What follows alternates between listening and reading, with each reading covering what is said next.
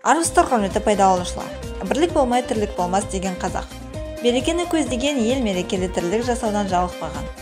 Сондықтан Қазақстан халқы 1 мамыр ынтымақ пен бірлік күнін тойлап жатыр.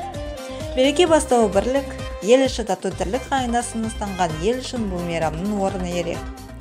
Жыл сайын атаулы мерекеде Қазақстан аумағында тұрып жатқан 100-ден астам ұлт пен ұлыс өкілдері киелі қара шаңырақта тәтті береке мен бірлікте, бейбітшілік пен ынтымақта өмір сүріп жатқандығын тойлайды. Еліміздегі этностарды бұрынғыдан да жақындастыру үшін бүкіл Қазақстанда жаппай патриоттық шерулер өтеді. Бір шаңырақ астына шоғырланған әрбір ұлттық мәдени орталықтар мерекеде ән айтып, би билеп, жалпы халықтық мейрамда дәстүр мен салтқа толы түрлі көріністер көрсетіледі. Халықтың көңіл күйін көтеру үшін түрлі спорттық жарыстар ұйымдастырылады. День единства народа Казахстана – государственный праздник, отмечается ежегодно 1 мая. Праздник стал отмечаться в 1996 году. 18 октября 1995 году первый президент Республики Казахстан Нурсултан Абишевич Назарбаев подписал указ об объявлении 1 мая Днем единства народа Казахстана, отменив тем самым праздник День труда. Тема единства всегда остается одним из важнейших тем в литературе. Уважение к языку и культуре, к литературе другого народа – это прежде всего уважение к самому себе. Карабалыкская центральная районная библиотека предлагает к этому прекрасному празднику всем любителям литературы уникальную подборку авторов разного народа, но говорящие на одном языке, на языке дружбы, любви и всего прекрасного.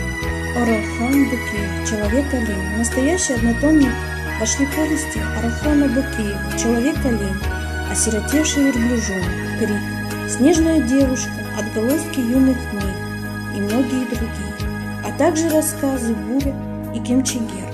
Все эти произведения выходили в прошлом веке общим тиражом свыше около 1 миллиона экземпляров и были приняты по зову сердца и души читателями мира. И в данный период уже читатель 21 века принимает в свой круг общения героев и персонажей художественной прозы Оралхана Букеева.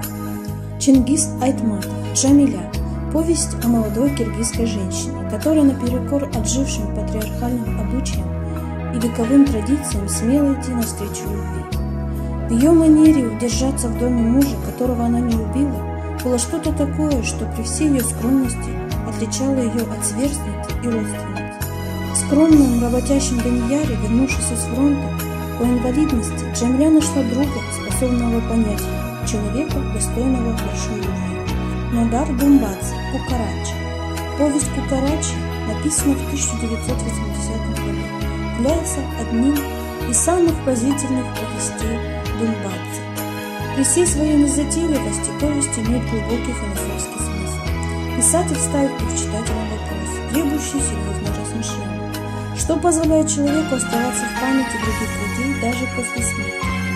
Что нужно сделать, чтобы на земле воцарилось добро? Что такое человеческая душа? Анатолий Ким «Невеста моря. Ростов». В книгу известного советского писателя включены лучшие его рассказы, затрагивающие актуальные проблемы современности.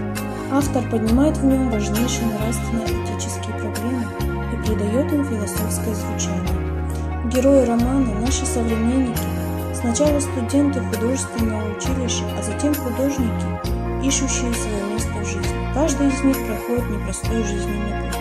И показывая судьбу этих людей, писатель как бы преподносит читателю нравственный урок. Валентин Распутин «Уроки французского». Рассказ посвящен Анастасии Прокофьевне Копыловой, матери его друга, известного драматурга Александра Вампилова, всю жизнь проработавшей в школе. В основу рассказа легло воспоминания детской жизни.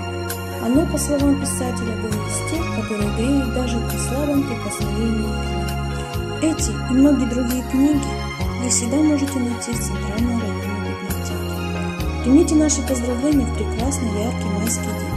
Пусть будет ваше настроение всегда цветущим, как сирена. Пусть будет жизнь прекрасна ваша, и дети счастливы всегда.